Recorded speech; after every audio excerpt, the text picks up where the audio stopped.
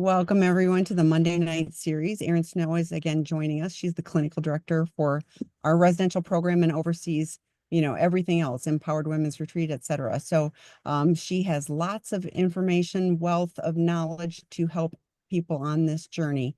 I apologize if you're watching the recording. I'm not in optimal recording conditions, but that doesn't matter. The questions are being asked. So Erin, first, I've been in the doghouse for 16 months, still a short time. At what time or point are you able to say that despite my efforts to save this boat, it's not going to work? I feel like we are stuck in the betrayed partner views their mate through the lens of their transgressions and is blind to any positive characteristics or behavior. This myopic focus on analysis of what happened, along with their lifetime membership to Victims Are Us, blind them to the possibility of a better future. I'm reading a feeling in there. How about you? Yeah. Oh boy. I mean, yeah, I'm picking up the resentment in here. There's definitely a resentment of undertone here. And ultimately, there's a lot of layers to this. The first being there's no time on how long this takes. I don't know what happened. I don't know how long you've been together. I don't know what transgressions, were betrayed. I don't know, that's situational. But what I can say is that 16 months, and you acknowledge this, is still a short time. And that even kind of the tone in which you're posing your spouse right now leads me to believe that, you don't have a whole lot of empathy for her experience. And I'm just going to say that blatantly because, labeling her as even in a sarcastic tone as Victims Are Us, and I don't like it. And I'll be honest with you, this comes down to, what are you doing for your recovery? Are you doing everything in your toolbox, or are you doing half of those things? And she's still recognizing, I don't feel safe because you're not doing X, Y, and Z. Are you giving this tone to her, which is like, when are you going to get over it? When are you going to move on? Come on. It's been 16 months watching the clock. When did we call in this thing? If that energy is coming to the table. And also, okay, let's say that you did everything perfectly. Okay. In a perfect world, you got a CSAT, you're going to meetings, you're relying on your recovery brothers, you're working the steps, you're doing everything in your power. And she's still, which, yes, this also does happen, where partners are not on their journey to heal the wreckage that they've been through. And therefore they're blinded by their own trauma, right? So that they're constantly in this hypervigilant state of, am I safe? I don't know. I can't trust you. So I'm just saying that this could be a lot of different scenarios, but ultimately what we say is that, again, betrayed partners didn't cause this, didn't create this, but they do have an obligation to heal. And I wouldn't even call it an obligation, an opportunity, an invitation to heal, just like a car accident, right? You didn't want it, you didn't cause it, you didn't create it, but you have to heal from the injury. And yes, there are scenarios where partners do not engage in their own path of healing. And even though the addict has made significant progress, they feel very stuck at day one because they're not engaging in their own support networks, their own sense of healing, their own processing of trauma. And so I don't know what's going on, in this case. Again, it's not therapy. We're here just to kind of take what we see at face value and give information. But I don't like the tone, it's kind of painting your partner as, yeah, that you're resentful that she's not further along in the process. And at 16 months, like, a whole lot could happen and a whole lot could not happen, and you don't know. You may want to say, what is it that would make you feel more safe? What could I be doing that would help you to feel more safe?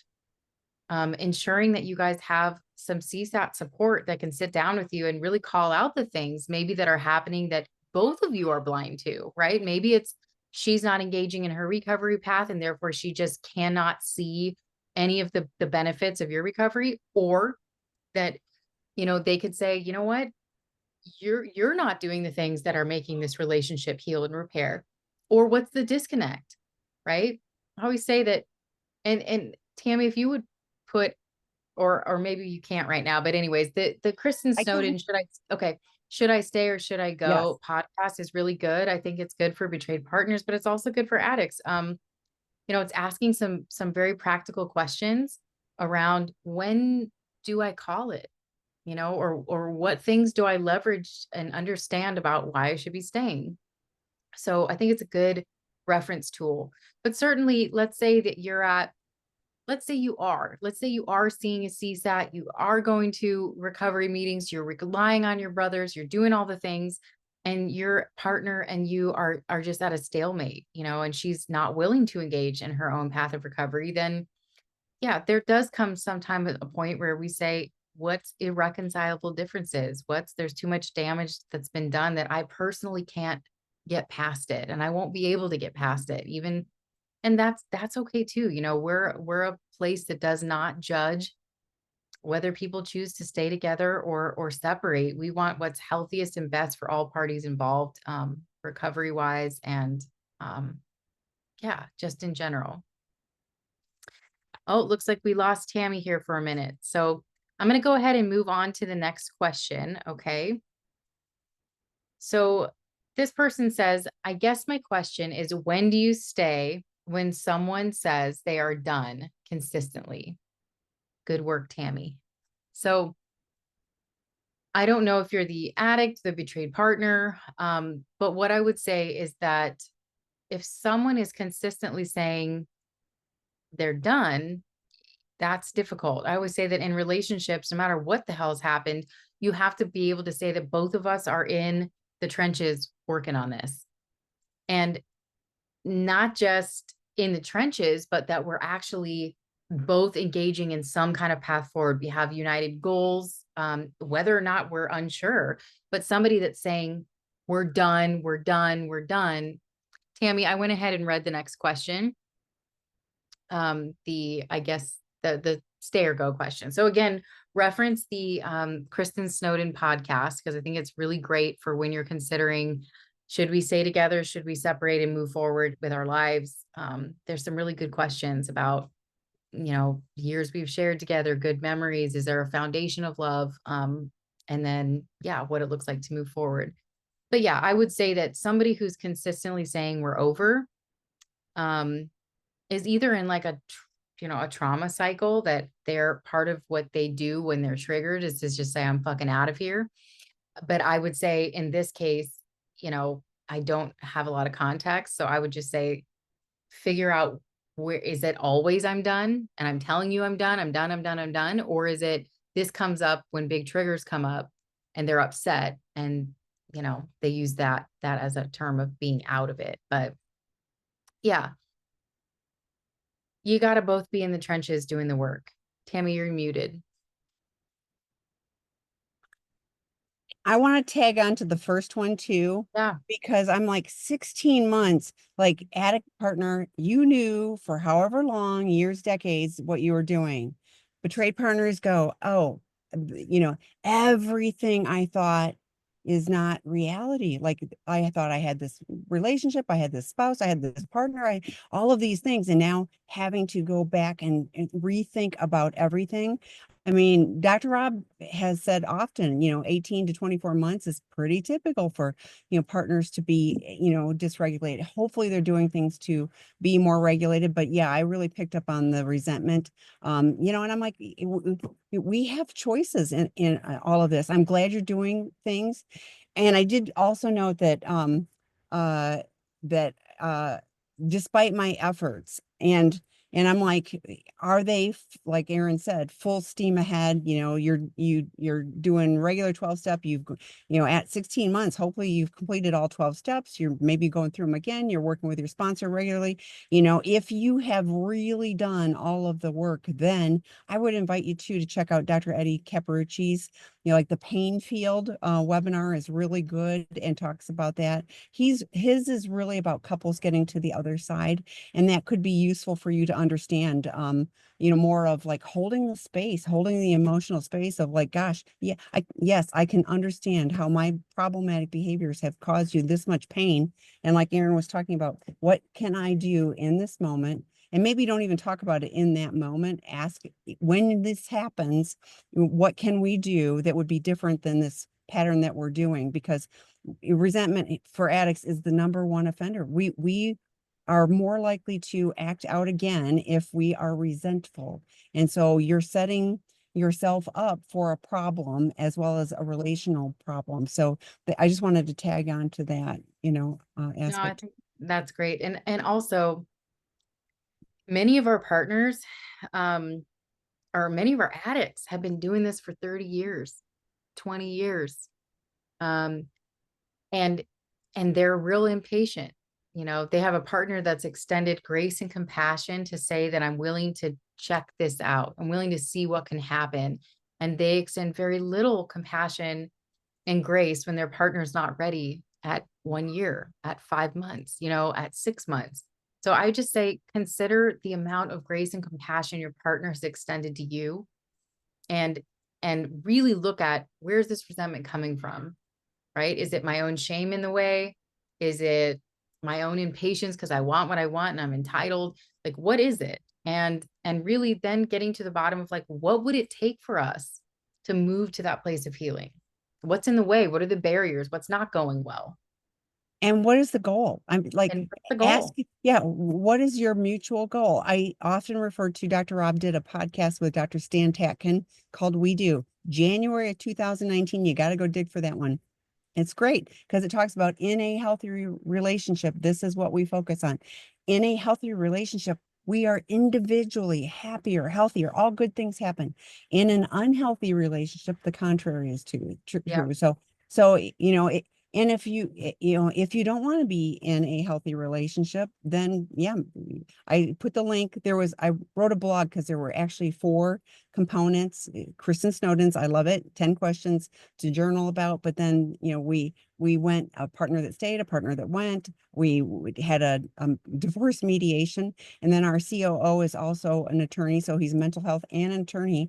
And he talked about what a legal separation, legal divorce would look like. So it's just information, and it will be helpful tools for you as you're navigating this, to kind of decide, what is it that we want to do? What do I want individually, but also what do we want, as a partnership?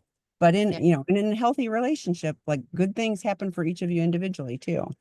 Mm-hmm. Okay.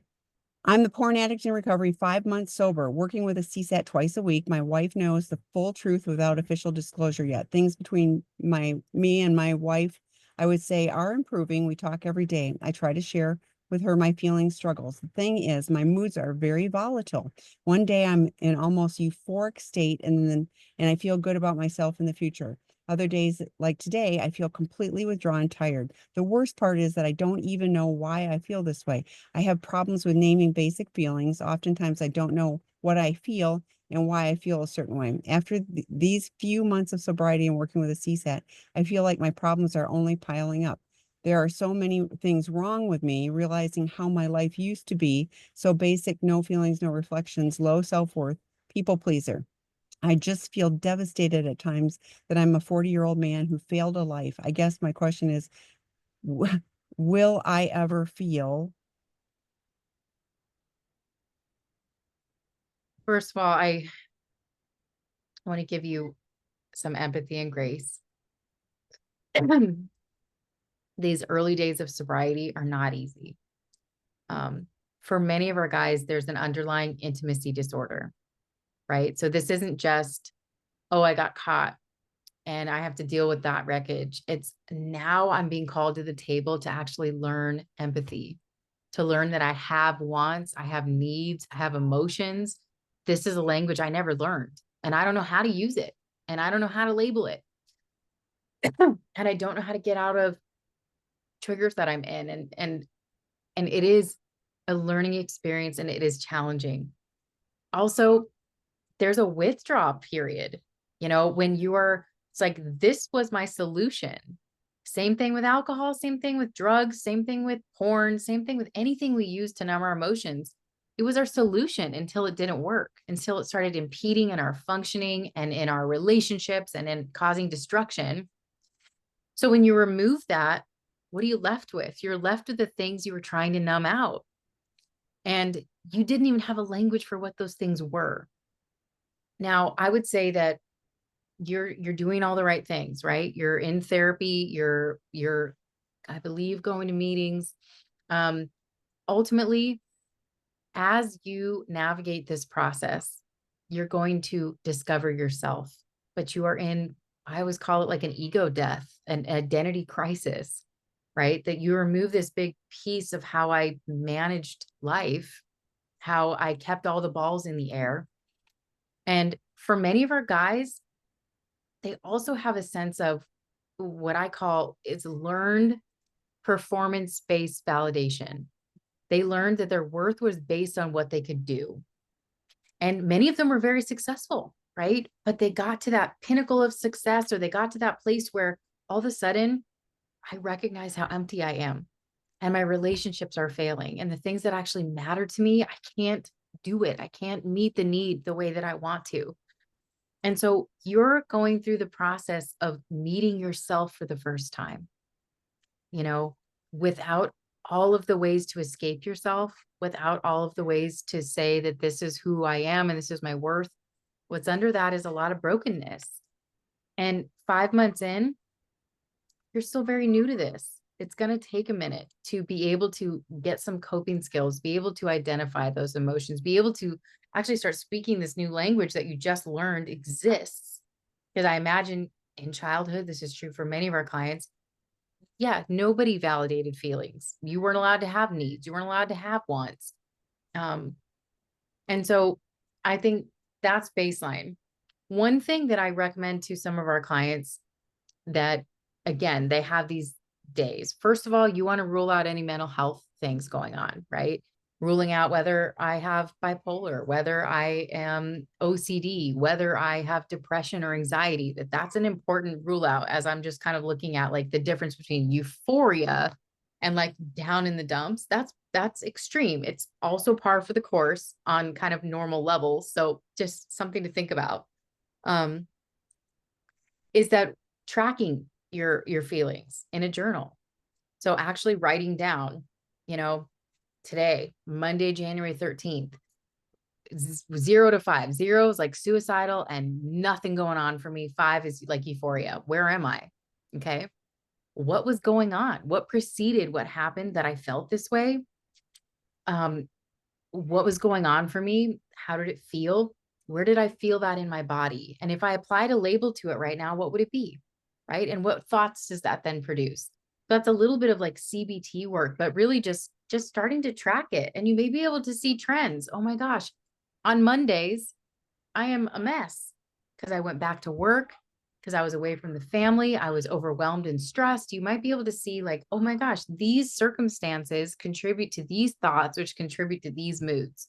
It could be really helpful just to be able to begin understanding your own patterns, because largely they've been fairly unconscious to you. You're kind of just, previously it's like we don't even know that we're sleeping until we wake up, and you're awake right now, and to be honest, it's painful.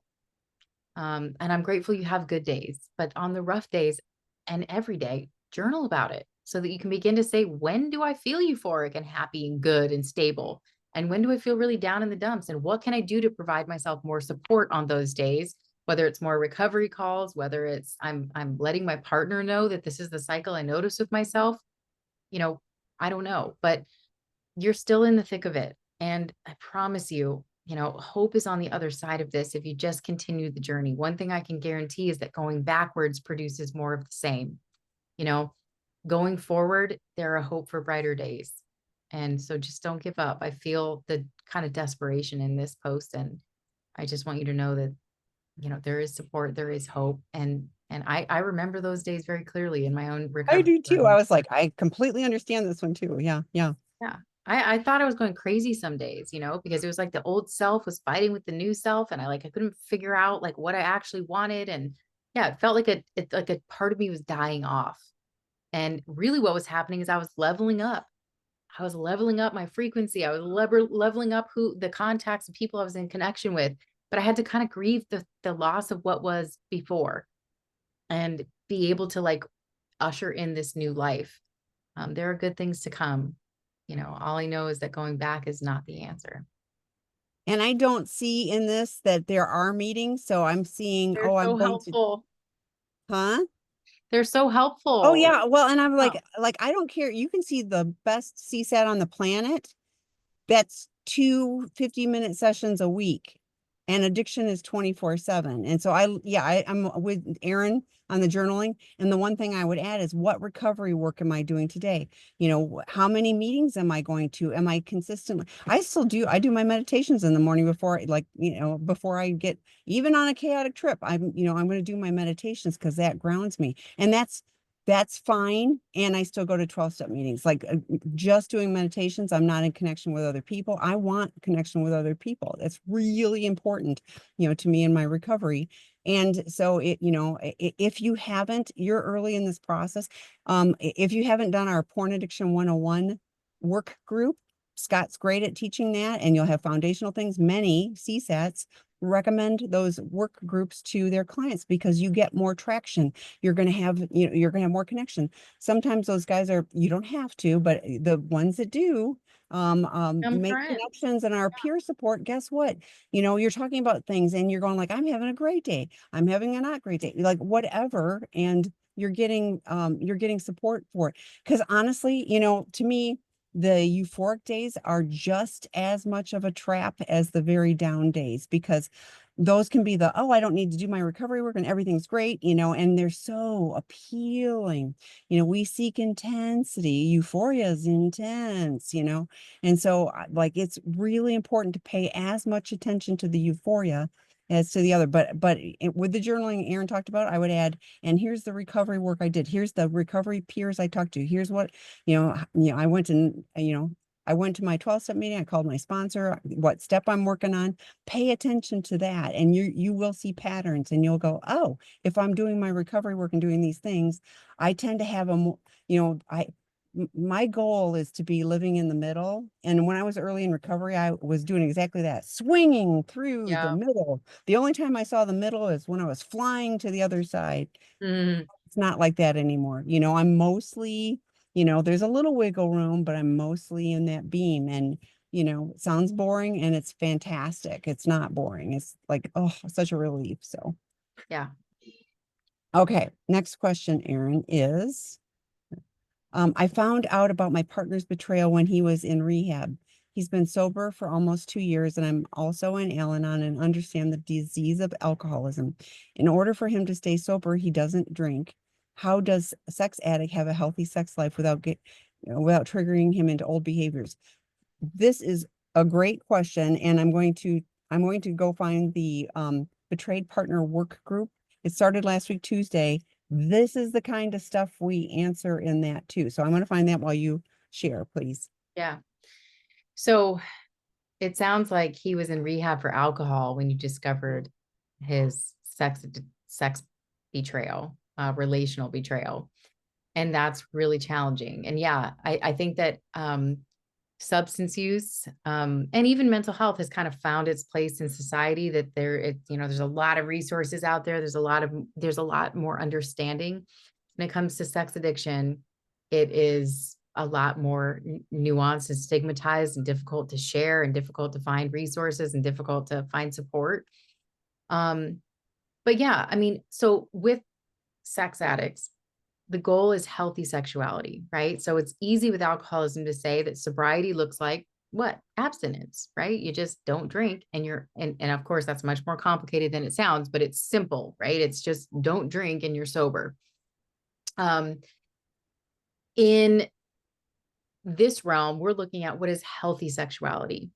And when we're talking about partnerships where there's betrayal, the first thing we would want to see is some kind of emotional intimacy, rebuilding of trust, because if you jump straight to physical after betrayal, even as a means of healing the relationship, oftentimes it's very triggering for the partner, but the addict as well. Like shame can come up and all kinds of things can come up. So I would recommend that first thing you work on is how can we rebuild trust? What kind of communication structure do we need in place? What type of things do I need from you to feel safe? How can I establish that emotional intimacy before we travel into physical intimacy? And he's also at that time getting recovery support, right? So what do I do when I feel triggered?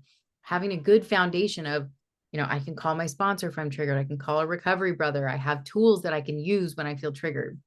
Because it's true, some addicts are so afraid of going back to where they were that they almost swing that pendulum to the opposite side, which is like no arousal at all. Like even with my partner, like I can't feel arousal at all, or it's going to just like the monster is going to drag me back into the throes of addiction.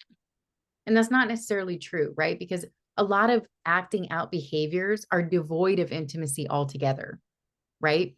They are transactional, or they are, based in digital content. There's no real person on the other end.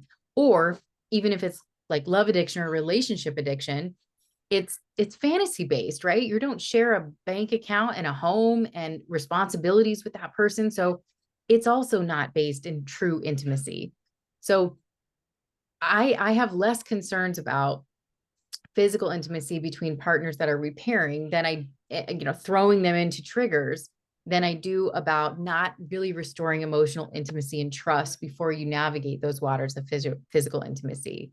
Just because the trigger isn't often like, oh no, my addiction's cropping up and now I'm going to go watch porn. It's that shame can come up, right? Or triggers for the partner where, the most vulnerable that person's ever going to be is in the act of intercourse, and that their own sense of like, if I don't feel safe, I could feel triggered. If I have flashbacks of what you might have done with your own body, like it can bring up a lot of things. And so I just say that establishing emotional intimacy is critical, to have some level of trust back before you navigate those waters. But I'm not as concerned about the addict, being triggered to go like act out. Their triggers are going to be more shame based, and certainly around, anxiety and performance and not saying or doing the wrong thing, that type of thing. My only caveat to add to this is, if he's just going to AA, that won't be in, you don't talk about sex and stuff like that in that. So Very different. 12-step program for S. And I'll go find the webinar date, but Scott, our colleague Scott, and I did a webinar on February 7th of last year, that kind of laid out all about the S groups, because with alcohol, it's easy, go to AA. But with this stuff, there's a number of different S groups, and how do you navigate that? And we went through the myths of 12-step and everything. So that would be an important part, for your husband, your partner, I guess, to be in doing the work specifically on the sex and porn addiction, in addition to the alcohol. And again, I mentioned the work groups. They're fantastic. They're psychoeducation. You don't get it in therapy. It's different than 12-step. It really is helpful. So if he hasn't taken the Sex Addiction 101 work group, one just started on the 10th, and you can still add to that, or we'll offer it again in February. So check out those links online. So, okay, the next question: how is good recovery, quotes, defined? What are the markers? We are 7 months out from discovery. We have multiple. Wait, I think I'm on the wrong one. I'm seeing 3 months since state D-Day. Did I miss one? Okay. Do you see it now? I see one that says, oh, I think maybe when you logged out, a question came up. Oh, please read it, because Okay. unless you put it in answered, if I missed one, I can't get that back. So Okay, so it says 3 months since D-Day, mhm, and I'm exhausted. I mhm. know he's working on himself, but I don't know what that looks like. He's going to meetings, has a CSAT. I'm seeing another counselor. I feel like I have two choices ahead of me, and I hate both options. Divorce after 20 years and look at the rest of my life in a different way, or stay. And even if we recover, I feel like my innocence is lost. Yeah. Both choices feel daunting and hard and sad. The stay or go question weighs on me and I feel stuck. Totally. And what I will say to that is that you don't have to make a decision today. You know, you are 3 months in and you don't have to make a decision today. And you also don't have to say, you know, I'm committed to staying. You can say, let's put our relationship in a safe harbor where I'm not seeing other people, you're not seeing other people, but we're just witnessing each other do our work right now. That I really have to focus on, you know, healing the grief, the trauma, the loss, the sense of self that I lost. And then I'll feel like I have a more of a foundation to even look at these questions, because you're right, it is daunting and it's painful. And I always say, even to our guys, daunting is like looking at a mountain and not knowing how to climb it, not knowing how to get up to that summit. And I always just say, you just take it one step at a time. You put one foot in front of the other. And at 3 months, you're still in that place of putting one foot in front of the other. I would say, you know, focus on what you can control right now. What you can control is what helps to regulate you, what helps to make you feel safe, what people help you to feel supported. What things can you put into your schedule to give you space and time to kind of feel, so that you're not so busy all the time that you just get stuck in the kind of rat race of survival, but you don't give yourself time to express the emotion. And I'm glad that he's working on himself. But I would also say that for you right now, that may not be enough, right? That he's got to do his work. And for you, it's about, what do I need to do to set boundaries, to reclaim my sense of control, because you lost that. And I know that what comes oftentimes with betrayal trauma is also this sense of, I don't even trust myself anymore. Like, I feel like I lost my intuition because it didn't tell me what was going on. I didn't have, and maybe it was firing off, but I gaslit myself, or he gaslit me. So there is this process of coming home to you that will give you a little bit more of a foundation to stand on, where you're able to then say, okay, I can see there's either light at the end of the tunnel, or I can see that I'm not prepared to climb that mountain. But support is absolutely critical. Self-care is critical. You know, I'm glad you're seeing a counselor for sure, but just know that you don't have to make a decision today. You know, you're early on in this process. You're still in the witnessing. I want to witness what you're willing to do and who you are, because I'm relearning who you are. You're not who I thought you were. But a lot of grace, a lot of empathy for you, because I know that feeling. I do. And I know the feeling of destroying, you know, everything you thought you had. And leaving sounds terrible and grief stricken, and staying sounds like insurmountable pain. So yeah, you're definitely standing in the valley looking at these two mountains, and it's like, which one do I climb? Neither one sounds fun. And it's really hard, and you're not alone, and you are really early in the process. I threw some more webinar links. So Debbie McCrae is fantastic at tools for partners, and she does a regular series on tools for partners. But I special pointed out, she did a two-parter on grief. I kind of think it was 2023, but don't hold me to that. But you will have grief no matter which way you go with this.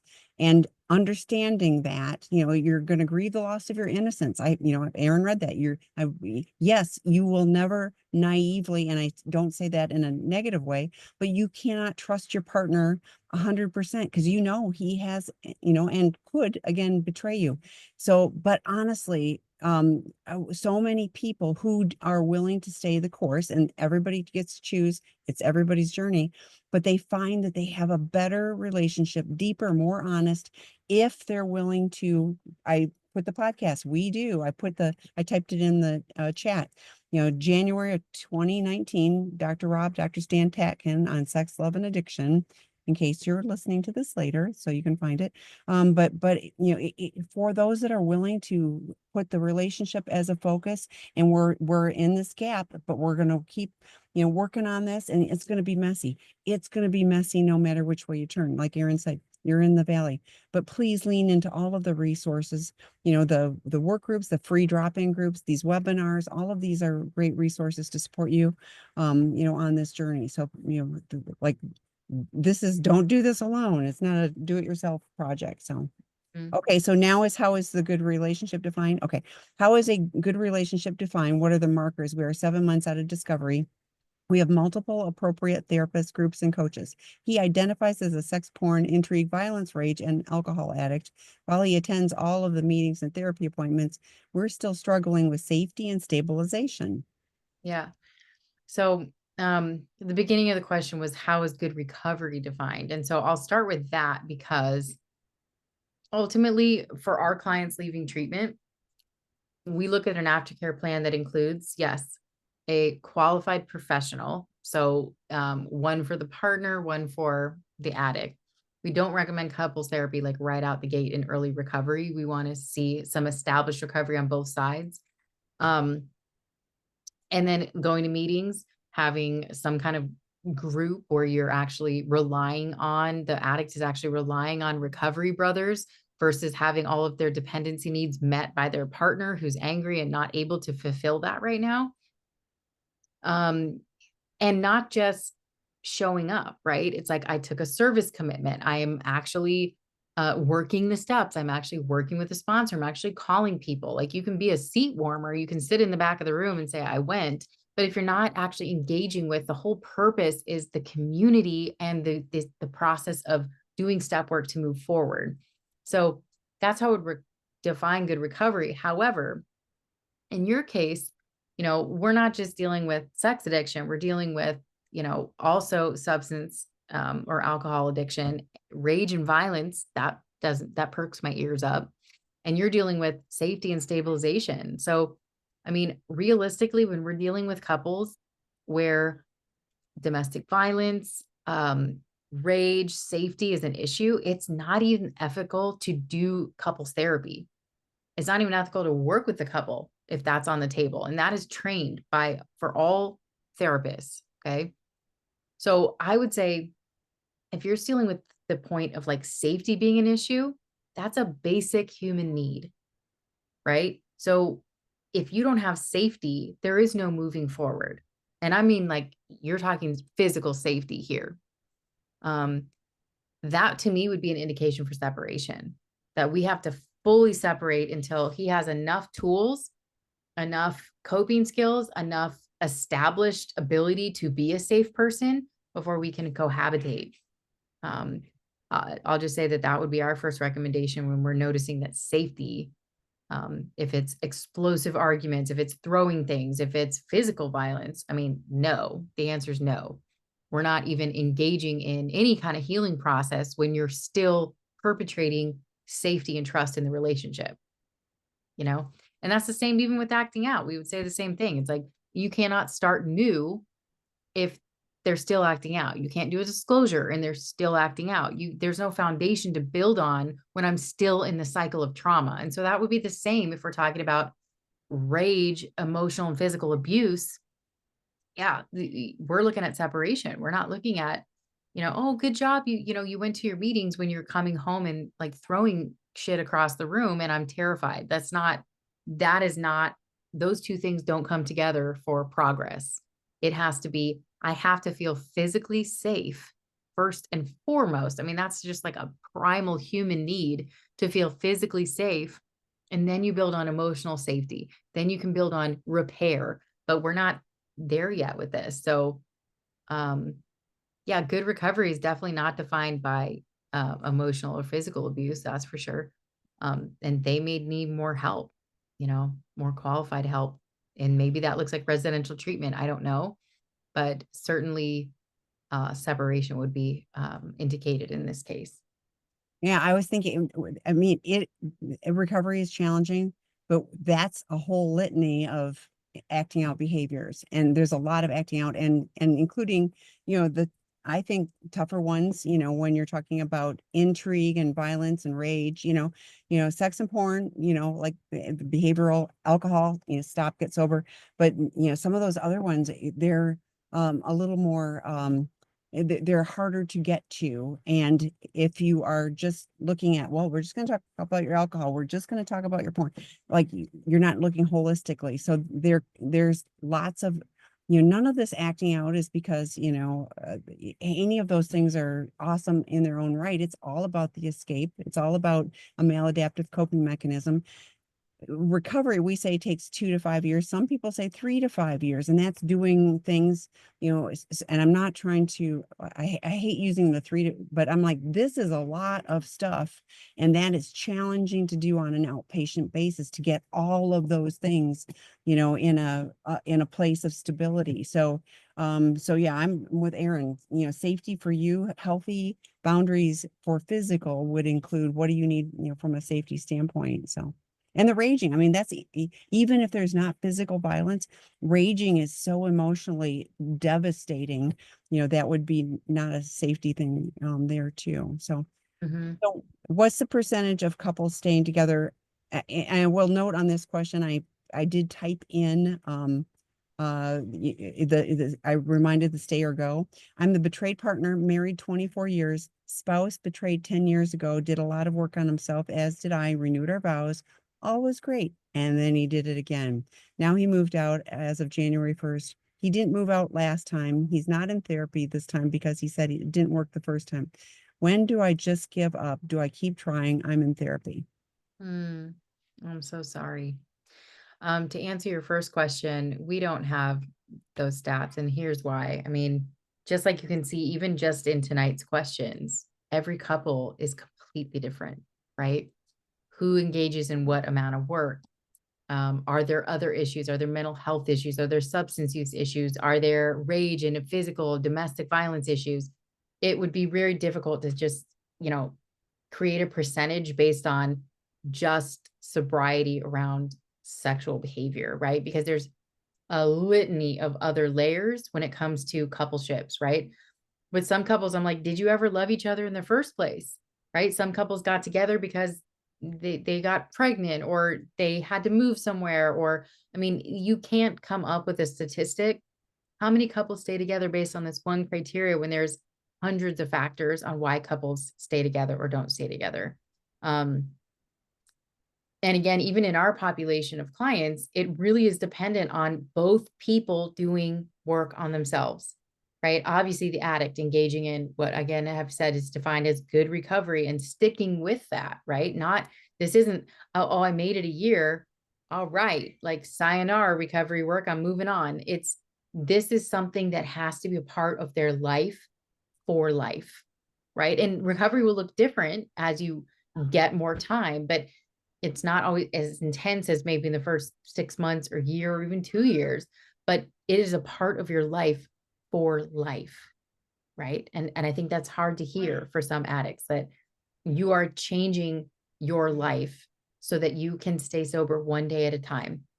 Um, in this case, yeah, oh my gosh, how painful, right? To the point of renewing vows and like really truly believing in a new hope and a new future.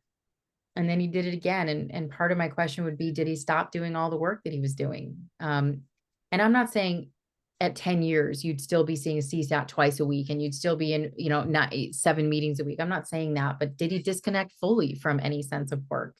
Um, and, and, and ultimately, I can't say whether you should stay or go.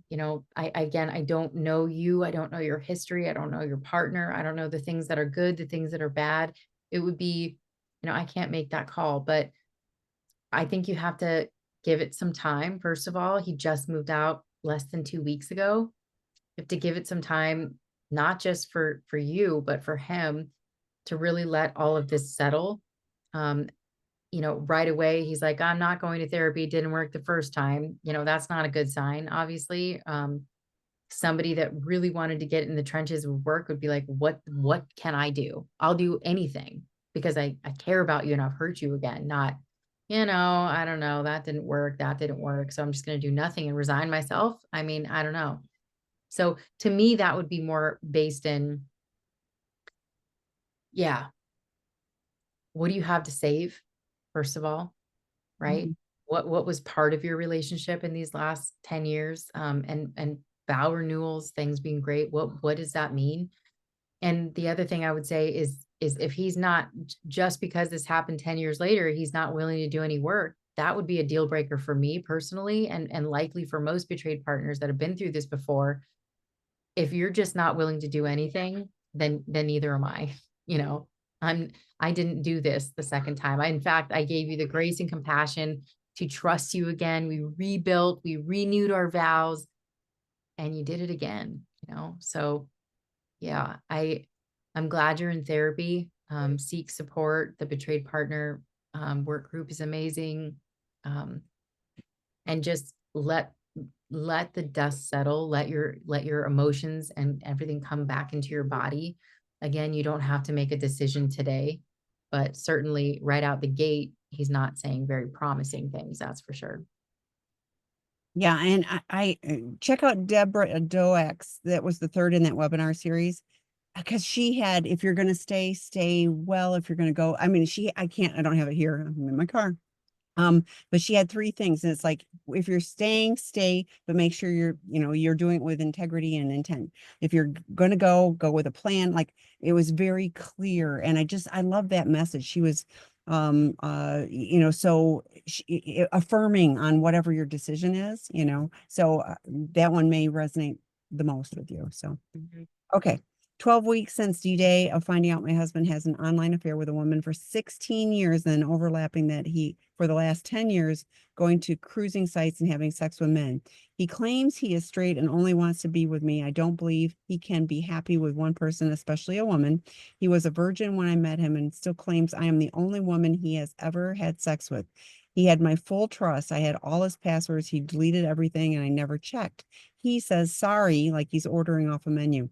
He says he doesn't want sex with men anymore. How does someone just give that up? He says he had no control then, but suddenly now he does. We both have a CSAT preparing for disclosure, but he says he does not remember anything except what I found. He's in Sex Addiction 101 and I'm in the Betrayed Partners group. Curious what your takes are on this situation. Yeah, welcome to the horrors of this. I always say it was a club that I'd never wanted to be in, but I was welcomed into. I will say, okay, so there's a couple things here. One is, yes, it is possible, and we do have men, okay, that are heterosexual that have sex with men. And I know that sounds completely insane. And yes, there are also cases where they're having sex with men. They're saying that I am heterosexual, and we're like, the numbers don't add up. Something here is not correct. Something here is off. But what I will say is that there are some men who, in the acting out realm, it is easier to go on a hookup app and hook up with a man for a completely transactional experience with no emotions, no nothing, and no pay either, right? That they have found that to be easier. And their shame around it is pretty intense.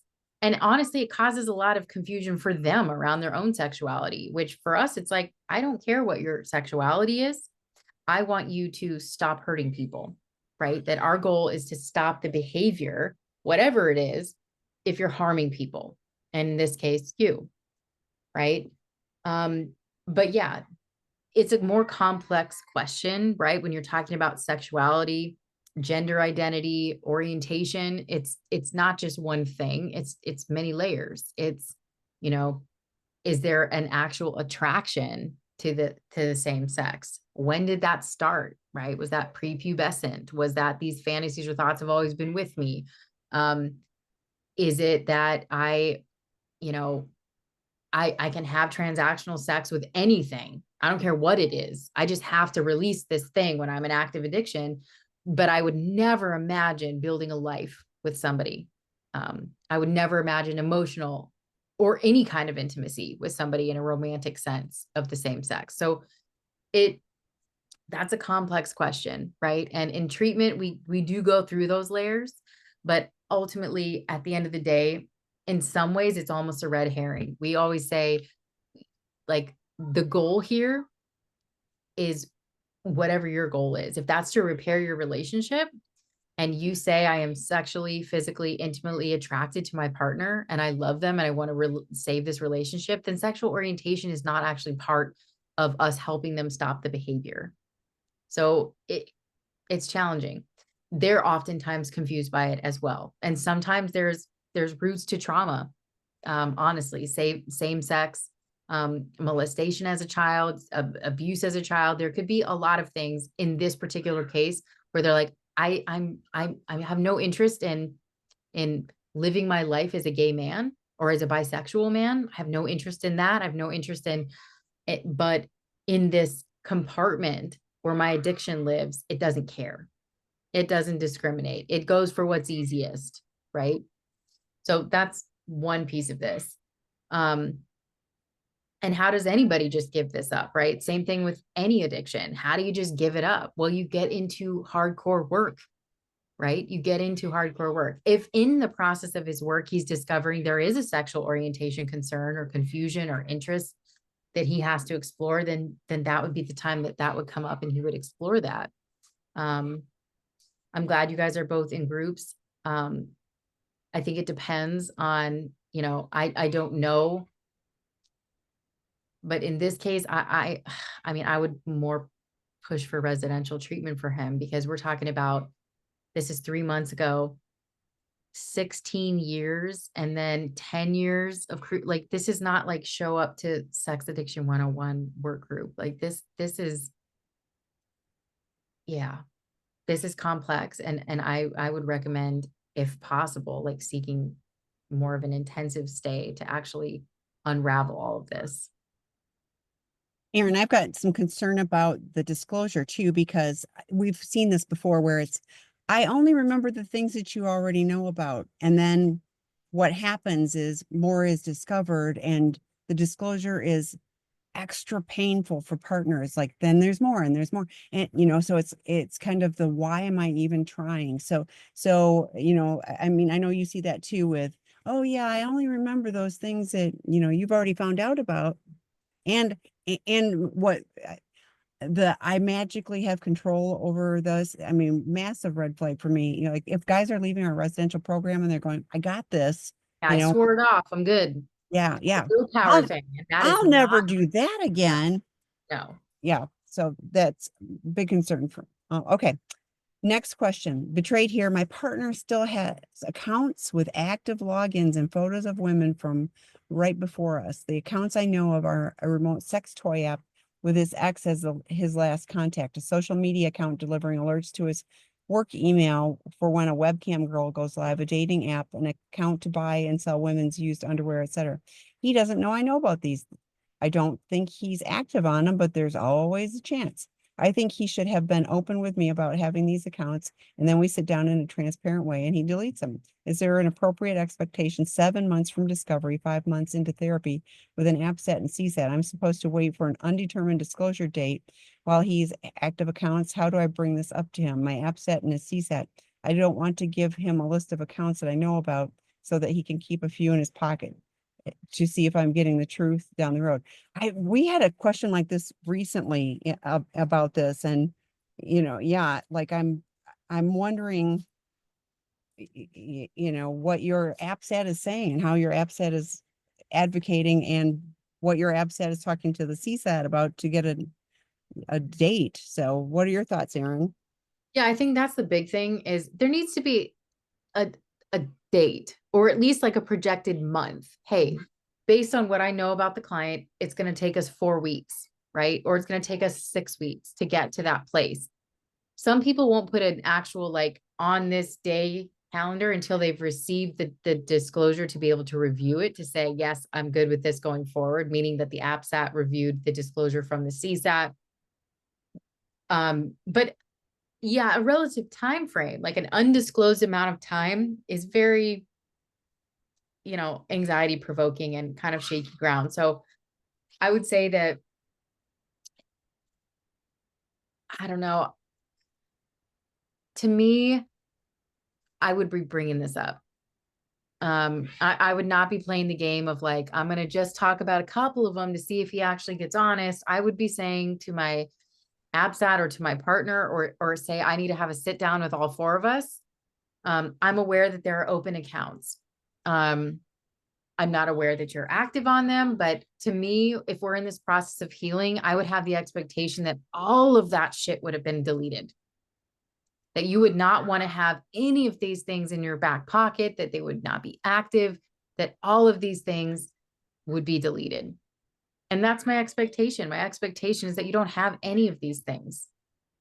And it's troubling to me to find out that this far in, 7 months in, that all of these accounts still exist. I mean, many of our guys, we don't even let them have social media. I mean, not let alone like direct acting out applications with notifications going to his work email. Like none of that would not make me feel safe as a partner. It wouldn't make me feel safe as a clinical director. I would be saying no. So you don't necessarily have to name them, but I would definitely say, we're going to sit down and say, I know for a fact that there are many active accounts open and I don't feel safe with that. They all need to be deleted. They need to be deleted and permanently gone. And I need a relative time frame of when I can expect disclosure, for my own sanity, for my own, process here. I need to at least know, is it next month?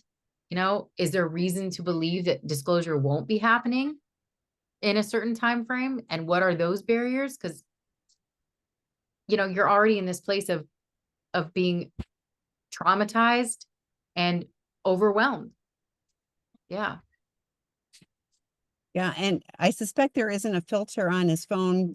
Well, and work emails, I'll tell you what, people get their, I don't know what he does for a living, but people get in lots of hot water with their work because they have Oh, yeah. inappropriate content on their work email. Yeah. So there's lots of negative things with this, but yeah, like getting a sit down of like, let's schedule a date. And, I love what Erin said. You don't have to name which ones. And if they say, well, which ones? No, it doesn't matter. There are things, and but I go back to, I said earlier, what is the goal of the relationship? If the relationship is to build trust, to have healing, to move forward together, then all of this stuff, goes away. If it is, I want to hang on, I want to have this stuff in my, I want to just, I'm afraid to give up. That's not recovery. I'm still hanging on to, we're either in active recovery or we're hanging out in our addiction, and we're just waiting, for the right reason, justification, whatever, oh, I had a good day at work. I had a bad day at work, whatever, so to me, it's like, there is not a focus from your partner about, moving forwards towards healing with you. And that's good data for you to know too. Okay. Last question for tonight. And I'm sorry, we're going to not get to all of them. My husband acted out for 10 years and I had no clue. I'm working through my trauma. His CSAT recommended 90 days of sobriety. He is 6 months in recovery, doing well and trying hard, working his second step, working in workbooks, podcasts, and attending 5 meetings a week.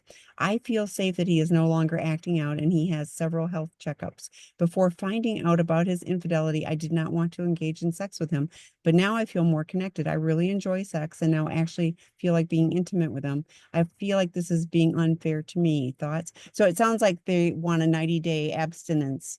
It's not about sobriety, it's abstinence. And we hear that, kind of Yeah. regularly, you know, too. Well, I guess his CSAT recommended 90 days of sobriety from some point, but he's 6 months into recovery. So I would just say, sit down with your CSAT, like sit down and say, hey, is this for my protection? Is this for his place in sobriety? Can we review that? Like for me, these feelings are coming up, and are there other ways for us, to engage in, like we always talk about Masters and Johnson's sense it focus, that there are many steps to being intimate, right? That it's, and it's a graded task assignment that starts with like lights on, clothes on, sitting upright, right? And then you move towards the place where you eventually end up at intercourse. And that could be weeks later, but it's about communication. It's about building physical intimacy alongside emotional intimacy and trust.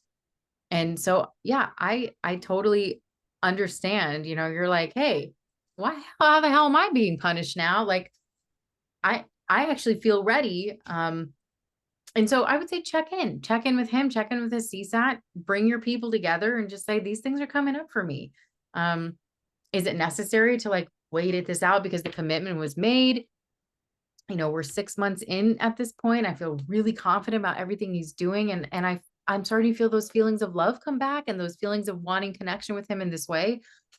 What are some options for us? Because they'll know you best. You know, they'll know what's best, what's going on with him, what's going on with you, and be able to kind of say, hey, here's the direction we can take moving forward. But I get that. And I'm like, I'm happy for you that you're at that place. And that the issue is like, oh man, he's got to like stick to his recovery plan a little farther. That's so much better than some of the other stories we've heard, right? Tonight. So yeah, I would just say get some consultation from the people involved in your case. Well, and I love that you said, and talk to him too, because Mhm. we see the other side of it too, where the addict's like terrified to have sex, you know. So like having, what a novel idea. Let's have a conversation, you know, like, and that's stuff that doesn't happen in addiction. So if I think if the two of you talk about it and then talk to your therapist, you know, like you could have, you know, you could have a plan that works amazingly well for you. Yeah, agreed. Okay, thank you, Erin. Thanks, everyone. I'm going to get back on the road. Yeah. Best of luck to you, Tammy. Bye, Be safe thanks. out there.